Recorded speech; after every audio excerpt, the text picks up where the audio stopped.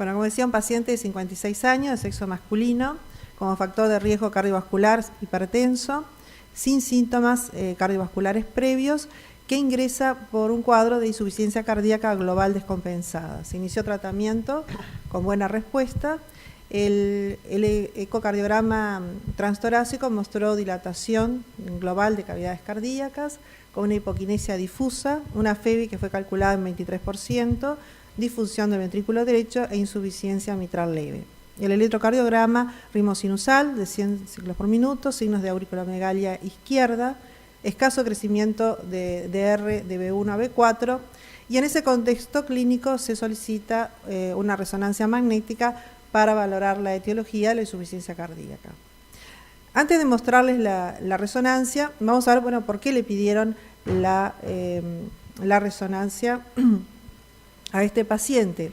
Como ya está bien demostrado y como también lo ha evidenciado las últimas guías de insuficiencia cardíaca, la resonancia es la técnica de elección gold estándar para medir volúmenes, fracción de eyección y masa de ambos ventrículos. Y por otro lado, con el realce tardío y la demostración de fibrosis y tejido cicatrizal, es como podemos separar dos grandes etiologías, digamos, de la insuficiencia cardíaca, y así separar las isquémicas de las no isquémicas. Y a su vez, en las no isquémicas, como ya mostraba Gabriel, la distribución del realce tardío es lo que nos permite, y las características, tener otras orientaciones etiológicas.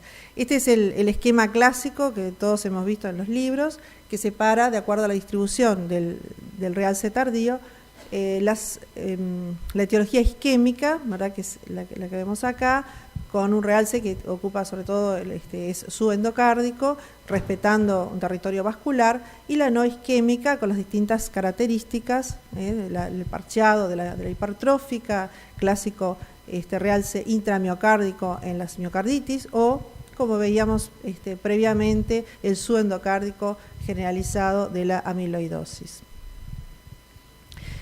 Bueno, en este paciente realizamos la resonancia. Nosotros lo que habitualmente hacemos, tenemos un protocolo que se va variando de acuerdo a lo que uno va buscando en cada paciente. Siempre comenzamos con los localizadores, que son los cortes iniciales a partir de los cuales vamos a hacer las secuencias.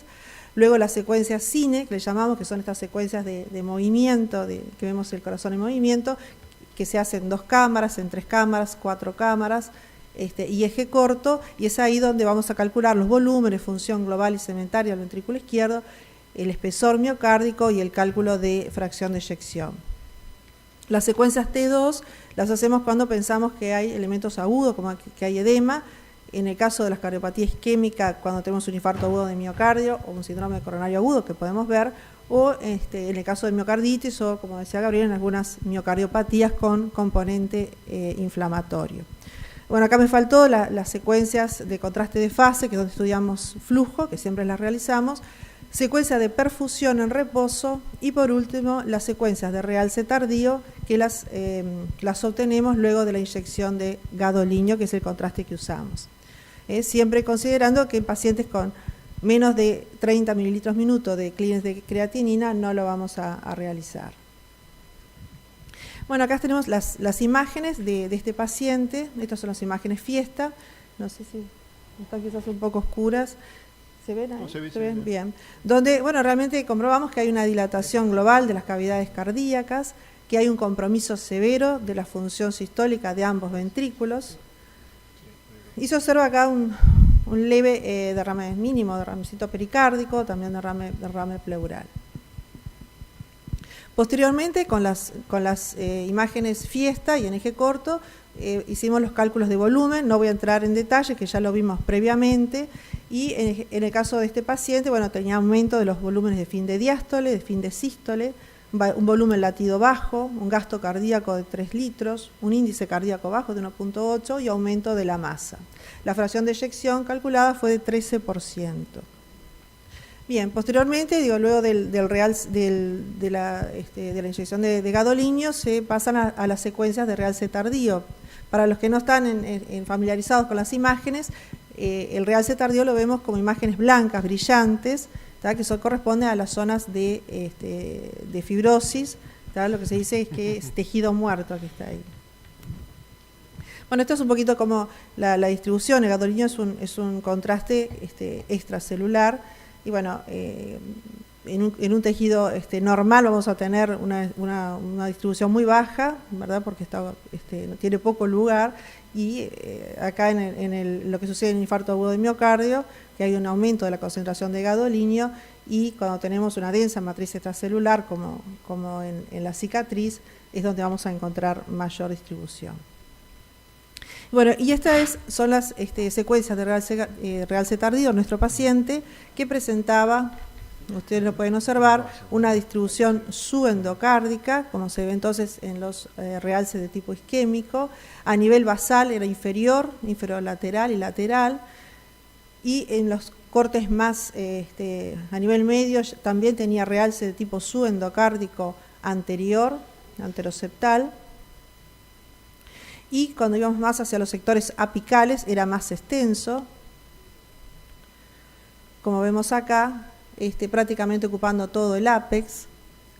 Acá tenemos una imagen que después nosotros discutimos si era un trombo, dada la cronicidad y no obstrucción microvascular, después lo podemos ver con Mariano, y también acá en el sector anterior y anteroapical, ocupando prácticamente toda la pared.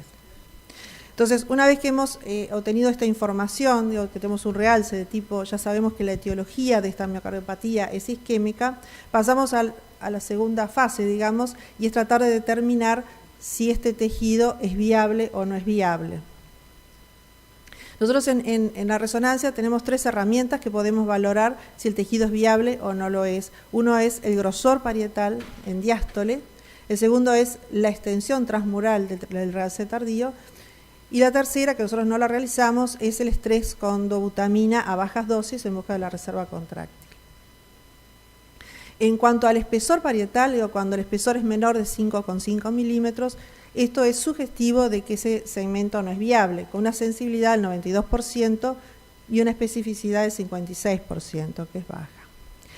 En cuanto a la transmuralidad, bueno, estas curvas pertenecen a un trabajo que es el trabajo de Kim, que es un trabajo que ya tiene 17 años, pero que fue el trabajo madre que logró determinar que la resonancia realmente nos podía identificar aquellos segmentos que iban a mejorar luego de la revascularización. Y si bien nosotros en resonancia habitualmente hablamos que un segmento es viable cuando ocupa cuando el realce ocupa menos del 50% del grosor parietal y que no es viable cuando ocupa más, en realidad en este trabajo lo que se vio era que realmente la viabilidad o la mejora de la contractilidad se veía cuando el realce ocupaba menos del 25% y que prácticamente no recuperaban la contractilidad luego de la revascularización cuando el contraste ocupaba más del 75%. Eso fue lo que se separó, quedó bien claro en los dos extremos. Y en el medio quedaba un grupo, que digamos un grupo de grises, que podría o no recuperar viabilidad luego de la revascularización. Probablemente en ese grupo es el del cual se beneficiaría de otras técnicas, como podría ser una resonancia de estrés con dobutamina. Por otro lado, si ustedes observan acá, estas 3 curvas corresponden acá en relación a todos los segmentos, acá y en este extremo los segmentos que tenían más importante el defecto de la contractilidad, o sea, los segmentos aquinéticos y con hipoquinesias severas. Y fue en este grupo, en los aquinéticos y con hipoquinesia severa, donde cuando no había realce o el realce realmente era menos del 25% de transmuralidad, eran los que mejores mejoraban. O sea, conclusión, entonces, la resonancia logra identificar estos segmentos que pueden mejorar luego de la revascularización, o sea, los segmentos viables. Nosotros no tenemos, lamentablemente, la cineangiografía, porque el paciente no está en nuestro centro, pero sí obtuvimos la información del resultado de la misma, que mostró que no había lesiones en el tronco, tenía lesión severa en tercio proximal y medio de la descendente anterior, y posterior a esa lesión era de muy fino calibre. La arteria circunfleja tenía lesión severa en tercio proximal, lo mismo en el origen del primer ramo marginal, y lesión severa y moderada en tercio proximal y medio respectivamente de la arteria coronaria derecha. En cuanto a la transmuralidad del realce, en los segmentos más basales y medios, inferior, inferobasal, anterolateral basal y anterior medio, era menor del 50%, y en los segmentos apicales fueron todos mayores del 50%, o sea, como que no eran viables. O sea que, en conclusión, podemos decir que la resonancia es un estudio que en un solo estudio nos ha permitido valorar la función, la isquemia, la viabilidad de este paciente, y a su vez tiene, bueno, en los casos agudos, también la posibilidad de valorar edema y obstrucción microvascular. En este paciente se había discutido, bueno, realmente de revascularizarlo o no, y qué revascularizarlo. Creo que hasta ahora no se ha tomado ninguna conducta, ¿no?